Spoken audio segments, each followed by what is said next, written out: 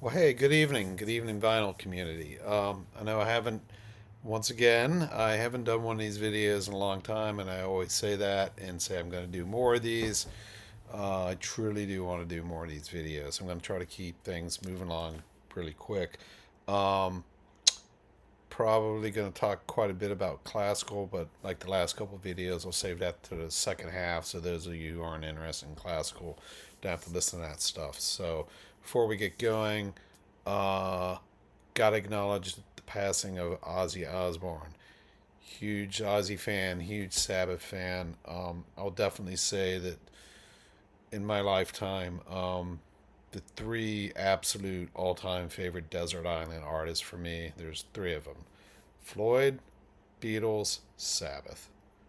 That's not going to change at this point. Those are the big three for me. Um, so I just want to just say, man, I'll start by saying this, man. When I was in high school, I was a huge metalhead, huge Ozzy fan.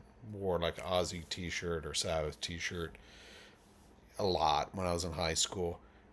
Caught so much shit from people when I was in high school for being an Ozzy fan. There was like a year in particular, just everyone just picked on me mercilessly for being an Ozzy fan. The shit about him biting a bat and all that bullshit.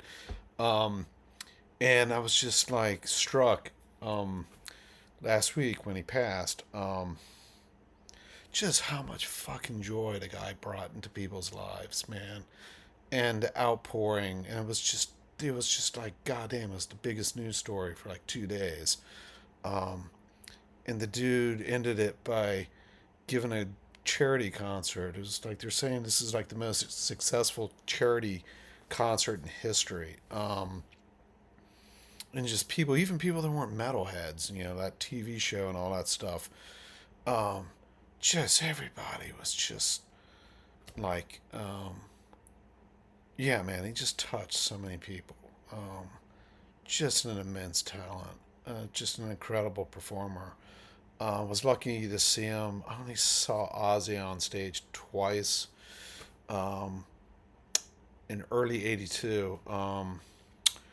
God damn, man. Randy Rhoads died 2 days before he was supposed to play a gig in Maryland, and I had tickets to that show. Show had to get rescheduled, so I just barely missed seeing him with Randy. Um, so that was the tail end of the Diary of a Madman tour. And then I saw him in the early 2000s on an Alice Fest show with the original Sabbath. So it's lucky I got to see the guy twice. Rest in peace, Ozzy Osbourne. So I'm going to move along. Like I said, I'm going to talk just a little bit. Something I'm going to touch on, especially later in the classical, is like different pressings, how different pressings, especially pressings from different countries, can sound. I know I talked one of my last videos about that I picked up some Hendrix albums and was really just blown away by how different they sounded in American pressings. I'll give another example of that. Desert Island Disc for me, Judas Priest Unleashed in the East. And this is a OG British pressing from like '79. And just the way there's controversy about that. There's a lot of overdubs and the odd way the audience was mixed in and stuff like that. But the version I'm used to hearing, the guitars are very prominent in the mix. That's how I heard it on vinyl and CD. And this guy, when I popped it on, I was initially kind of taken aback because the guitars weren't as prominent. You're just used to hearing like, Glenn Tipton and KK Downing just really getting the spotlight on the mix, and they were kind of recessed. I was sort of taken aback. The vocals were much more prominent. I need to listen to this again, but I'm gonna say that this is maybe kind of a more kind of natural soundstage than what I'm used to. Although initially I was kind of taken aback, man. I just wanted to hear them, those guitars like I'm used to, and but I want to say this is maybe better mix, but just not what I'm used to. I don't want to belabor the point, but this is a total Desert Island disc for me. I absolutely love Unleashed in the East. Just some things that kind of I think are interesting. I want to draw your attention to is this was a record store day release. I think this was like the first like EP or before an earlier album by House of Love before they signed to a major label. Or I don't know the whole story. It's a little bit earlier than the first proper album. And goddamn, man, this thing just smokes. Just tremendous. House of Love. Um, love me some Yardbirds. Oh, I got another album I could show. It's one I've had ever since I was in high school. It's like a compilation album that I've played the deaf. This is also a store day release. And I mentioned these because, like I said in another video, some of these record store day releases can pop up. There's your record store may have a bin where record store releases, they're like, what do we do with these things if they don't sell on record store day? This is one to really keep your eyes open for. It's got UK and US B sides, some original monos. So it's just like a lot of Yardbird stuff, but it just sounds better than the presence you're used to. Definitely some different mixes, some monos, and some single mixes. It was a lot of the songs I'm familiar with, but it just sounds better. And goddamn, I love me some Yardbirds, so this is really cool. Um, this is an interesting album. I know nothing about this, but I just think it was really quite interesting and draw your attention to it. Tom Yorkston and the Secondhand Orchestra. The album is called Wide Wide River. I would kind of describe it as like a folk orchestra. You kind of get that idea here on the album cover, just like a bunch of musicians on acoustic guitars and mandolins and violins and stuff. But it's not like boring folk music. It's kind of like indie alternative or just really good songs. So yeah, you hear folk, but it's not, like I said, it's just not like boring shit. It's just kind of like a bunch of acoustic instruments kind of arranged in an interesting way and playing some very interesting songs. Just keep your eyes open for it. Sometimes weird albums can show up in like the bargain bins because record stores just don't know how to sell them. Um, Here's one that's a couple years old. Not a massive Pavement fan, but I really got turned on to Steve Malkmus when I saw him playing at a music festival. I was blown away by how good of a guitarist he is, and this is, I don't think his most recent album, but it's just a really great Malkmus album. Stephen Malkmus and the Jicks. Album's called Sparkle Hard. And lastly, before we move on to classical, just about a week or two ago, I revisited this album, and I just want to, if you don't have a copy, was a very popular album. Do yourself a favor, get this Tears for Fears album, man. This is just a stupendously, just incredible, great album. So I'm going to move on to classical here. Um, Going to one of my last videos, or video I did a while back, I talked about my trip to England, and I wanted to mention some of the presents I got when I was over there. And I'm just gonna, I've almost gone through all those, but I'll mention just a really cool one to keep. I was specifically looking for EMIs because, as we all know, Angel pressings in the States are garbage. If you can find EMIs from the analog era pressed in Britain, they sound way better. This is no exception. If you can't read that, it's Pavlo Berglund and the Bournemouth Symphony Orchestra doing some crazy Prokofiev stuff and some Rimsky-Korsakov pieces that I was not familiar with, but it's some great stuff. It sounds amazing. Just some unusual repertoire I hadn't heard. Yeah, you'll probably, it's kind of weird. Like some of my local record stores, often import pressings do show up sometimes, but it's unpredictable. Obviously, they're less common than American pressings. But you never know. Just if you see that album floating around, grab it. You won't be disappointed. So, again, I was looking for EMIs when I was in Britain. This is one that was really on my list.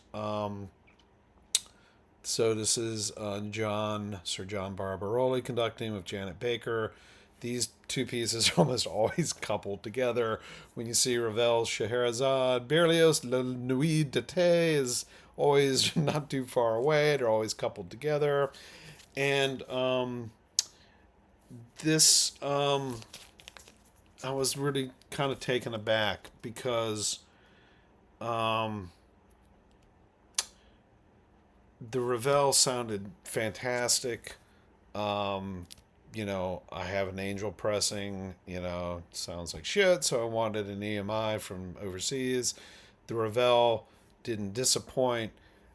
The Berlioz, the problem was the way it was mixed. It was just like, I love Janet Baker. She's like, just like one of the greatest classical singers there is. But the way they mixed it, her vocals are just like way in the front. You can't hear the orchestration worth of shit, man. The way they mixed it, and I was just like, God damn, man, it's such a good performance. And God, I'm not crazy about the way they mixed this recording. And I'm gonna just draw your attention to something here. Um, that she re-recorded it, I think, in the early '80s, um, with the London Symphony, City of London Symphonia, conducted by Richard Hickox. So this is later, and her voice is still very good. Her voice isn't quite as fresh as it was in the earlier recording, but still awfully, really good. But I'm surprised. I prefer this version. And this and the reason I wanted to show you this disc is this is just an amazing compilation. There's two versions. There's one that just has the Berlioz and some Respighi. This version gives you a second disc with the same ensemble, same conductors, same singer. Includes some Mendelssohn and some Brahms, the Alto Symphony. The Alto Rhapsody by Johannes Brahms, a beautiful piece. Um, Everything on here is I always thought of, I think of Rick Hickox as like a British guy. Okay, Vaughan Williams, Elgar, that kind of thing. No, no, everything on here is conducted. I mean, it all feels just completely idiomatic, which I wouldn't have expected from an English orchestra. But like the Mendelssohn in particular, man, there's like when you hear Mendelssohn, like you just know right away, man, that's Mendelssohn. He has this sound, and he gets that. And again, I was really surprised. I prefer this version, even though Baker is quite a bit older by this point. Um, I I think this recording of the Berlioz surpasses the Barbaroli one. Tempos are a little bit quicker. Um, it's just a better recording. Truly surprised by that one. I'm going to talk about the importance of finding good versions of some of your favorite classical pieces. So I'm just going to just touch on a couple um, recent classical finds that I thought are just really worth paying. This was probably about 3 months ago now. At this point, my local record store, CD seller in Falls Church, Virginia, got a big classical collection came in, and I went in there and I just yeah, I made two different. I plundered that sucker twice. And I got, because I was like, get this stuff while it's here, man. They got a great collection that showed up. It's People are gonna pounce on it. So some things I picked up in that tranche of recordings. Yeah. So the Mendelssohn Octet, I had listened to the same recording for years. I was perfectly happy with it. That's cool. Then I found this LP. I've never seen this one. Never. This is the only time I've ever seen this recording. Berlin Philharmoniker. I assume it's like a subset of them playing the Mendelssohn Octet. Just a stupendous recording. I got to be honest, it smoked the one that I had been listening to. I was like, this one's better. This is just a better recording. But yeah, keep your. I've never seen this LP, even in the classical world. It's the same thing. Like some albums are just way more common than other albums. I'd never seen this one before, never seen it since. Well, may never ever see it again. But if you ever see this, man, I really recommend it. It's a wonderful recording. Here's another one. I was blown away by the sonics and how quiet the vinyl was. Just, Raphael Kubelik conducting some Wagner. Um, People badmouth Deutsche Grammophon, like the sonics aren't that great. Um, Maybe sometimes I just thought this recording just nailed it as far as I was concerned. I mean, it's Kubelik. Yeah, I mean, Jesus, man, I definitely look for Kubelik. Yeah, I should do a whole video on Mahler. I definitely uh, prefer Kubelik as a Mahler conductor. And a lot of these DGs, the vinyl is just dead quiet. I'm a big fan of these direct master, direct metal mastering LPs. I know some people aren't crazy about them. I like them.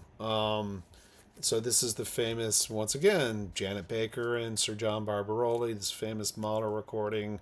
For years, I've kind of listened to a lackluster EMI compact disc of this, and this was a chance to hear a repress, a DMM from the early '80s. But I just thought it was just a great pressing of this. Here's what the label looks like. I like these DMMs from the '80s. I think these are really good pressings. I think they sound really good. So yeah, when I got a chance to hear a different pressing of a classic Barbarolo Mahler recording, I didn't hesitate. This is just wonderful.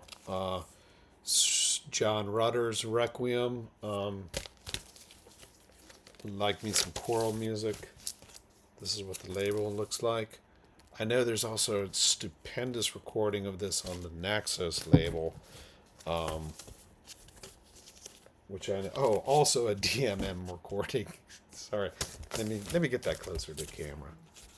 But yeah, as you can see, this also is a DMM. What year was this recorded?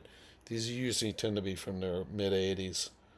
Oh, I can't find the date. But anyway, this is Rudder's own recording of the Requiem.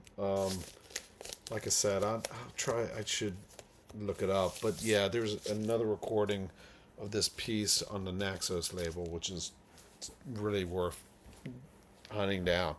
And also sonically, Copeland conducting Copeland. The reason I kind of singled this, I mean, just I'm not the hugest Copeland fan in the world. Nothing wrong with them, but it's just not my favorite composer. But this is a this is probably the one of the best Copeland recordings I've heard. The conductor conducting his own music. I know most people prefer Bernstein. And I also want to draw your attention. These kind of mid '70s CBS pressings like this one. Um, maybe don't get too excited when you see these. I've had good experience with them. The vinyl tends to be quiet sonically. I mean, like I said, compared to those god awful Angel pressings, I've had really good luck with like some of these kind of brown label, yellowed lettering, like Odyssey pressings. They tend to be dirt cheap. You can find them. They're like a dime a dozen. I've had good history with those pressings. And I imagine there's some real gems that occur on that label. Probably a lot of Bernstein, George Zell. But yeah, they tend to be a dime a dozen, and I've had good luck with them. So yeah, super quick. I've been listening to a lot of Vivaldi, and just throw your attention to this. There's some really good Christopher Hogwood recordings of Vivaldi. I mean, there's like a lot of Neville Mariners out there. There's a lot of Musickies. I mean, it's all Vivaldi. It's all good.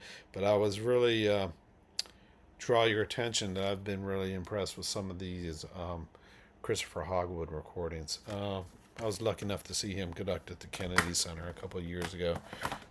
Seems like a really nice guy. Um, so I just want to touch real quick on just the whole topic of getting, you know, those of us in the classical world, we're spoiled rotten because a lot of record stores don't know what to do with this stuff. You can find it in the dollar bins for nothing. Um, so we tend to like lots of different recordings of pieces we like, like hearing different versions, different conductors, different orchestras. And because the music, you tend to be able to find it pretty cheap.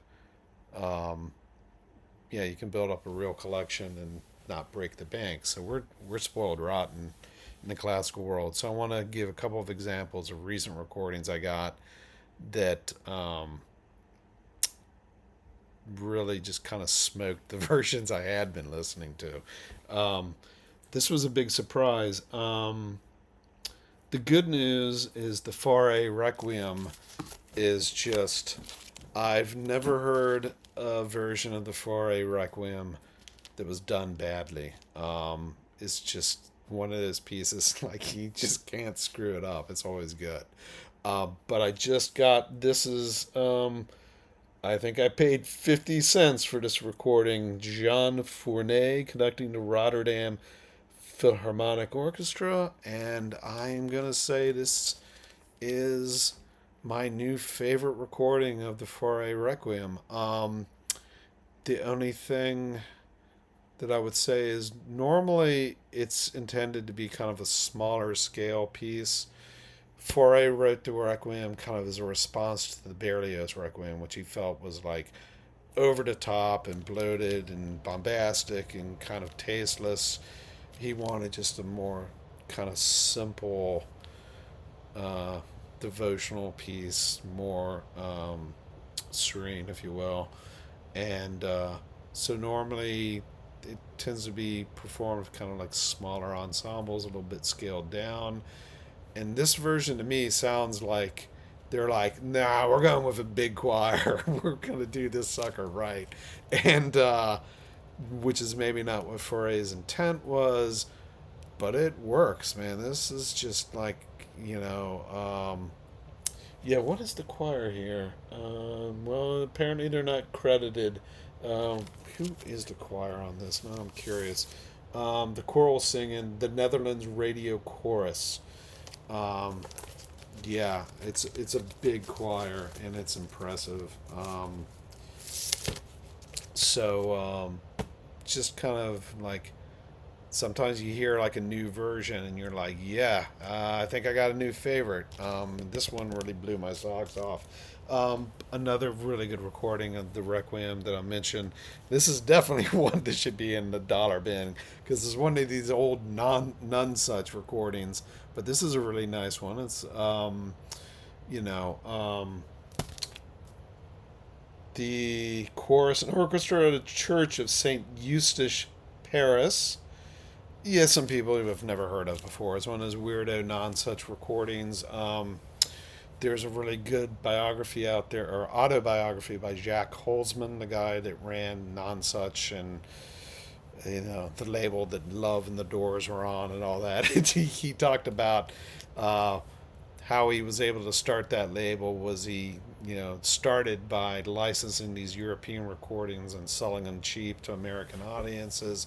And this is a good example. He found like all these recordings by orchestras that no one had heard of, and he was able to get the license and printed them out and sold them to American audiences and made a fortune. And that's how I was able to record the Doors. So this is a great example of that. It's some orchestra I've never heard of before, but they do a really nice recording of the Fauré Requiem. So you will definitely see these non-such recordings in the dollar bins, and some of them are well worth listening to. And this is the last thing I'm going to talk about. Another new recording, which kind of is my new favorite, is Transfigured Night by Schoenberg, played by the Orpheus Chamber Orchestra. So I have to admit, I'm a little perplexed. Is this the orchestral version or is this the string sextet version? I'm not sure. They're a chamber orchestra, but the second I put this sucker on, I was like, I was just like, I'm rethinking what this piece is. I mean, it's just like they completely, um, yeah. I was just the second I heard it, I was like, I'm just hearing a lot here that I'm not hearing in other versions.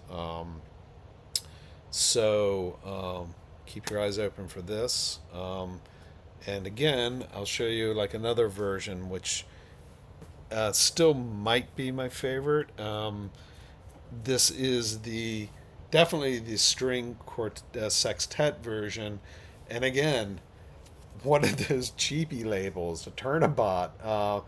Some string ensemble I've never heard of before. This is one that you would probably, the weird thing in the classical world is recordings like this on Turnabout, they could show up in the dollar bins quite easily, or someone will think this sucker's worth $30. You don't know. Um, just because it's unusual, and I think a lot of people don't know what to do with it, so they think it must be valuable. And some people are like, I don't know what to do with it. Throw it in the dollar bin. I got mine in the dollar bin. But this is the string sextet arrangement, and which I think I probably do prefer over the orchestral version. My other, as far as the orchestral arrangement, I prefer the Zubin Mehta LA Philharmonic recording, I think from the 60s. But I think I do prefer the chamber music version. I think I do prefer it. So this is a fantastic recording. If you see it floating around, you should find it in the dollar bin. Enjoy. Lastly, this is my last album for the evening. I do watch some of the other videos out there, other channels. I forget the name of the guy. He did a video on some good Decca recordings from the early digital era that usually can be found fairly cheap. Some of them suffer from early digital sonics. Some of them are really good. And he's told me, and he mentioned this recording of Britain's Spring Symphony, excuse me, and he praised the sonics of this. I have this album in my collection. I hadn't listened to it in years. I hadn't really given it much thought, but after I watched that video, I pulled out my copy, I slapped it on my turntable, and goddamn, he's right. The sonics on this thing are just splendid. And I paid $5 for this. So, yeah, this was one you might find around in the cheapies. Apparently, my copy is an import. I bought it a couple years ago in a dollar bin. But sonically, this is an absolute powerhouse. So keep your eyes open for this guy, um, hiding in your local dollar bins. So I'm going to try and once again, I do want to do these videos more frequently. I may do a video on Depeche Mode. I've been listening to a lot of Depeche Mode lately, realizing that they're way up there. They've really grown in stature with me in the last couple of years. They've kind of got like, oh, what are your 10 favorite bands? And they're definitely, yeah, at this point they are way up on the list. They are maybe around fifth or sixth favorite all time favorite band at this point. they've really risen in stature for me in the last couple of years. I'm realizing just how amazing they are. And before I'll give you an example. And one of the things I love about Depeche Mode is you get lots of dance extended versions, DJ remixes and stuff. And like, here's a good example. They put out these box sets of the remixes, the dance mixes, DJ alternate, some of their singles. This is the one they put out for single mixes for the Ultra album that came out in the late '90s. Not my favorite album, but it's like right in the middle of my ranking of Depeche Mode albums. But some of these mixes are just bangers. So yeah, I may do a video talking about Depeche Mode. So y'all have a good evening and stay cool. It's been a hot summer. Take care, everyone. Good night.